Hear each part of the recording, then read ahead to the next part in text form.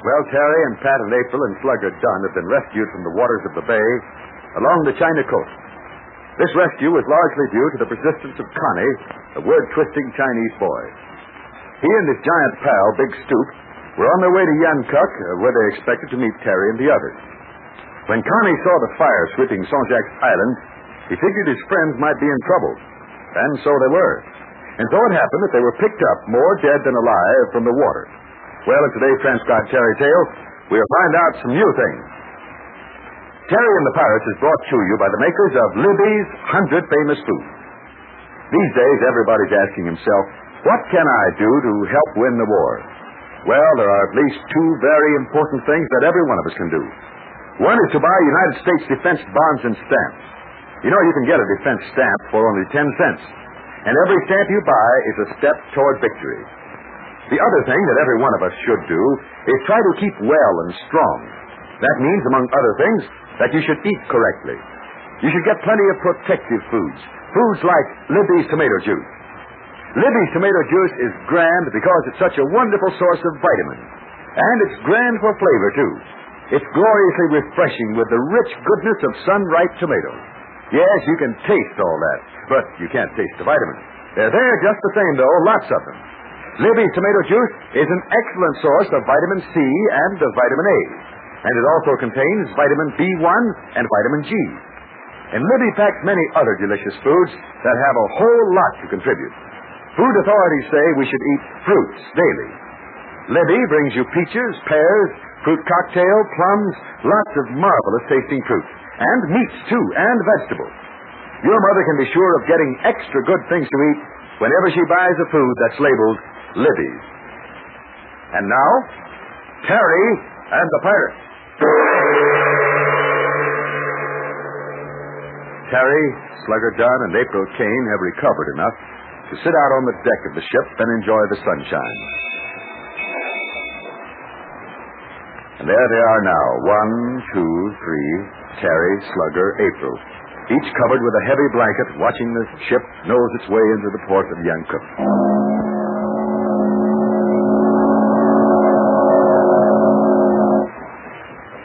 What's the news about Pat? The last time the doctor talked to me, he said Mr. Ryan would be all right, except for where he was shot. Well, I don't know whether that's good news or not. I wish he'd come out here on deck and join us. Well, we'll be ready to dock pretty soon, then he'll have to come out. How do you feel, Slugger? Well, Terry, I don't feel any too easy. Sitting here between you two people. I feel kind of like I don't belong. Oh, don't be that way, Slugger. Well, I don't. Of course, it's good to be alive, but just the same, I'm still a mug. Well, I don't think so. I think you're cute. What do you mean, cute? Well, I do. I think you're cute. What April's trying to say, Slugger, is that she thinks that you're... Yeah, I know. Cute. No, look. Maybe you've done some bad things in your time, Slugger, but you showed that you were the right kind of a fella after all. Oh, I'm a no-good guy. You don't have to tell me. Well, I can't forget you wouldn't leave that awful island because of me. I can't forget that. Oh, shucks, that ain't nothing. Did you think I was going to shove off from the island with the Baron and leave you back there in that house when it was burning down?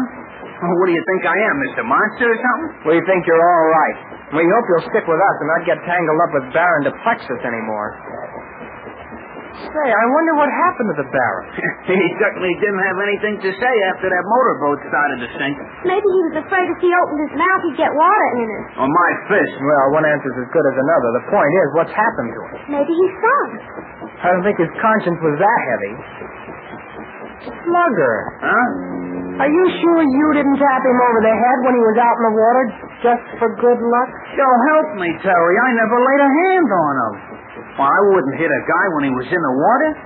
There's no sense in socking a fella. Of course, I might have kicked him a couple of times. Oh, Slugger. Well, anyway, he isn't with us now. And somehow, well, I don't think that he's in Davy Jones's locker. No, he wouldn't go down there unless there was gold in it. So how does it happen that all of a sudden you don't like the Baron? Well, it didn't happen all of a sudden. It grew on me slowly, like a wart. Oh, warts don't grow on people slowly. They're either there or they're not. Well, you get the idea, Miss April. As soon as I found out this here Duplexus is what you call an international crook, Oh, I just couldn't go for him, see? Well, say, I used to know lads back in the States who could run rings around him. A funny accent and a few whiskers don't fool me. But then why should I be bragging? Honestly, truly, Slugger, you look awful cute in that sailor suit. Yeah, it took me too soon. I'm glad I'm sitting down. You know, this outfit I'm wearing is large enough for a big suit. But I guess we're lucky to be here, wearing anything. Honest, Miss April, you really think I look cute in this here suit? Like a regular sailor, and almost like an admiral. Say, speaking of admirals, here comes the captain. Maybe we'll find out more about Pat. Hello, Captain. Well, how are the refugees? Oh, have we got some refugees aboard? The captain means us, April. We're feeling a lot better, sir. But I don't see why we're refugees. Well, perhaps you're not, Miss Kane. But you could hardly be called paying passengers. Well, have you got any good news for us, sir? Well, you know, of course, about the wireless message we had from Mr. Smythe Heatherstone. He's assuming all expenses. Oh, yeah, now I remember. It was Connie who asked you to wire Mr. Heatherstone about it. That's right. Mr. Heatherstone happens to own this ship, too. And he asked you and Miss Kane and Mr. Ryan, Connie, and Big Scoop to be his guests aboard this ship. And he'll be waiting for you, too, when we arrive in Yankup. Well, that's awful sweet of Mr. what's his name? But what about Mr. Dunn? We can't throw him back in the water. No, hardly. Mr. Dunn, I should like to ask you a question. I was just wondering if you were from San Francisco. Well, why do you ask, Captain? Simply because I have to make a full report of this rescue, and of course I must have certain information. Oh, dear, no. Just imagine anybody thinking Mr. Dunn was from San Francisco. Yeah, just imagine. Why, Mr. Dunn is a very good friend of mine from back home. Yeah, that's right. Yeah. Yes, and where is your home, Miss Kane? Why, I'm from Virginia, more or less. Mr. Dunn, you don't talk like a Southerner. You see, that's because at an early age I was under other influences. I moved around a lot. Yes, that's right. He moved around a lot. I see. Well, thank you. I'm sorry we haven't any papers or passports to identify us, Captain, but, well, I guess they were all lost in the water. Yes, isn't that too bad? Especially for Mr. Dunn. Well, we'll take your word for it. We'll have to. As long as Mr. Smythe Heatherstone vouches for you, I think there'll be no trouble. Well, I'll see you again before you go ashore. Good day. Good day. Boy, when he mentioned Frisco, I thought I was a goner. You saved my bacon that time, Miss April. You must have figured I pulled some kind of a wrong job back in that town. Well, I wasn't going to let you get into any trouble after what you did for me. You almost did. I'd like to know what part of Virginia Mr. Slugger Dunn came from.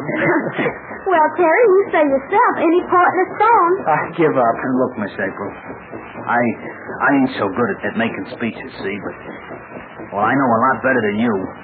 Just how you saved my hide. See? Oh, it doesn't mean a thing, really. Well, my hide means everything to me. And I'm glad I got it. Now that I'm sticking with you folks from here on in, and I'll massacre any guy that tries to bother you, see? Well, that's mighty nice of you to say that, Slugger. We'll get together with Pat and talk this whole thing out. Say, I wonder how far we are from Yankup.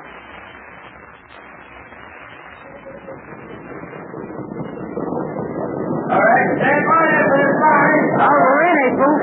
Hey, come on over here to the rail. All right, start. So this is Yankup, and there's the gangplank. No, there's the gangplank, and this is Yankup. Oh, that man down there with a pipe in his mouth, that's Mr. Smythe Heatherstone. Oh, for goodness sake, where? I'm dying to meet him. Harry, we're talking to the captain.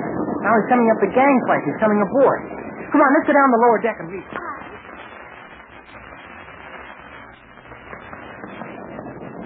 Well, Mr. Heatherstone, it's mighty nice of you to see that we were well taken care of, sir. Yes, indeed, Terry Lee, my boy. Well, and you're able to walk, I say, you know. I was indeed alarmed for your safety and the safety of Mr. Ryan. I want to congratulate you gentlemen on what you've done, you know. Well, I'm afraid it wasn't very much, sir.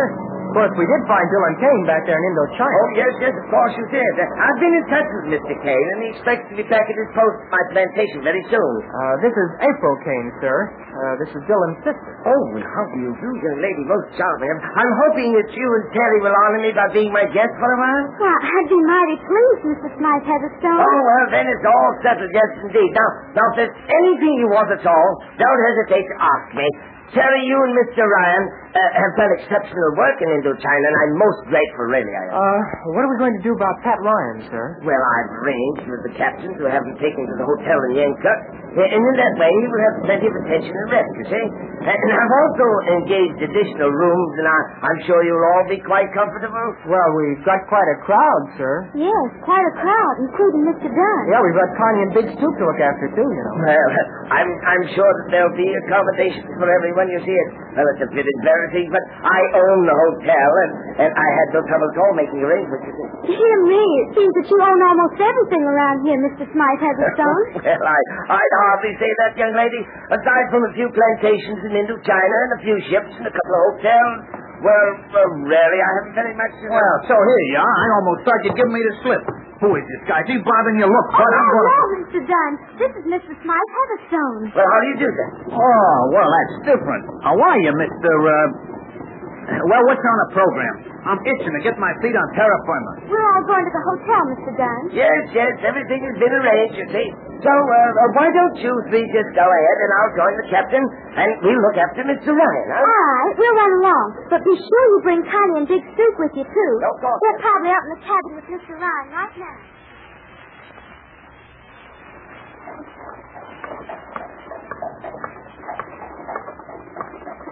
Look, Terry, I can't go wandering around in this sailor outfit.